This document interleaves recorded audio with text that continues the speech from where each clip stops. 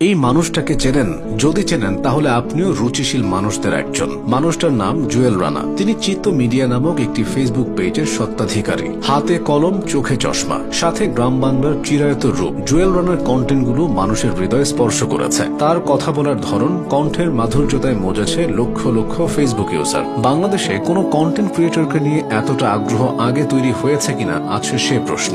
একদিকে জুয়েল রানা, অন্যদিকে বস্তাপচা ও অশ্লীল সব কন্টেন্ট ক্রিয়েটর। তাই মানুষ রানাকেই বেছে নিয়েছেন। রানার মালিকানাধীন চিত্ত মিডিয়া হয়ে উঠেছে ফেসবুকে রুচিশীল মানুষদের সবচেয়ে বড় প্ল্যাটফর্ম। এখানে উঠে আসে প্রকৃতি আর মানুষের জীবনের অদ্ভুত সব মিল খোঁজার কাজটা করেন রানা নিজেই। কখনো তিনি পথে প্রান্তরে ঘুরে বেড়ান, কখনো চলে যান কৃষকের জমিতে। গাছিদের কাছে গাছ সম্পর্কে জানেন, কৃষকদের কাছে গিয়ে শোনেন কৃষির অজানা সব তথ্য। কেউ বদ্ধ জলাশয়ে মাছ ধরতে গেলে রানা সেখানে গিয়েও হাজির হন। শহরের জীবনের প্রভাবে গ্রামীণ জীবন দিনকে দিন বিলুপ্তির পথে চলে যাচ্ছে। মাটির ঘর অনেক আগেই অতীত হয়েছে, হারিয়ে যাচ্ছে টিনের ঘর। দালান কোঠার ভিড়ভাট্টার মাঝেও জুয়েল রানার কন্টেন্টে সেসবের উপস্থিতি মেলে না। তিনি সংগ্রামী মানুষদের গল্প তার কন্টেন্টে ফুটিয়ে তোলেন। কন্টেন্ট অনেকে বানায়, জীবনের বাস্তবতা শেখাতে পারে কয়জন? চিত্ত মিডিয়া তথা জুয়েল রানা সেটা করছে। তার সবচেয়ে বড় গুণ হলো কন্টেন্টের বিষয়ের সাথে মানুষের জীবনের বাস্তবতার মিল খুঁজে বের করা। অশ্লীলতার যুগেও তিনি সহজলভ্য জিনিস দিয়ে মানুষের দৃষ্টি আকর্ষণ করেছেন। তবে জুয়েল রানার পরিচয়টা অনেকেই জানে না। শহুরে জীবন থেকে দূরে থাকা এই মানুষটার বাড়ি ঝিনাইদহ জেলায়। কন্টেন্ট তৈরির কাজ করলেও এটা জুয়েল রানার আসল পেশা নয়। তিনি মূলত একজন ব্যাংকার। গ্রামীণ ব্যাংকের ব্রাঞ্চ ম্যানেজার হিসেবে দায়িত্ব পালন করছেন তিনি। জুয়েল রানা পড়াশোনা করেছেন কুষ্টিয়ার ইসলামিক ইউনিভার্সিটি থেকে।